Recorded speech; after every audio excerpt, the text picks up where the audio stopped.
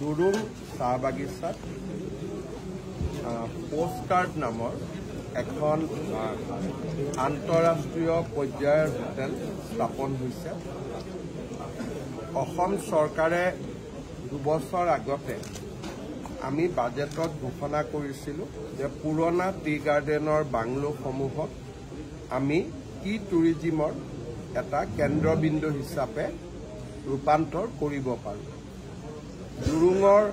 দুৰুং বাগিচাৰ স্বত্বাধিকাৰী মৃগেন জালানে পুৰণা বাংলোটোক আৰু বাগানৰ অতিৰিক্ত মাটি পোষ্টকাৰ্ডৰ লগত কথা পাতি সুন্দৰ এটা হোটেল বনাইছে। ইতিমধ্যে বহুকেইজন ডাঙৰ যিসকল আমি আইকন বুলি কওঁ তেনেকুৱা বহুত মানুহ ইয়াতে থাকি গৈছে। অক্টোবৰ, নৱেম্বৰ, ডিচেম্বৰ এই ৰিজৰ্ট বা হোটেলখনত এটাও চিট খালী হৈ থকা নাই, সব এডভান্স বুকিং হৈছে। এটা খুব ধুনীয়া চাহ অৰ্থনীতি এটা গঢ়ি উঠিছে।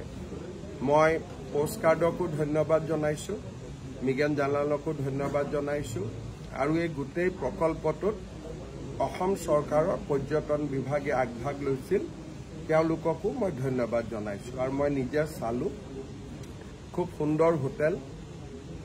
ইয়াতে মানুহে অসমৰ বাহিৰৰ পৰা মানুহ আহিছে, প্ৰতিদিনে এটা ৰুমৰ কাৰণে 30,000 টকা পৰ্যন্ত দিছে, যিটো এটা আমাৰ কাৰণে বহুত ডাঙৰ এটা সফলতা বা এচিভমেণ্ট বুলি ক'ব পাৰি।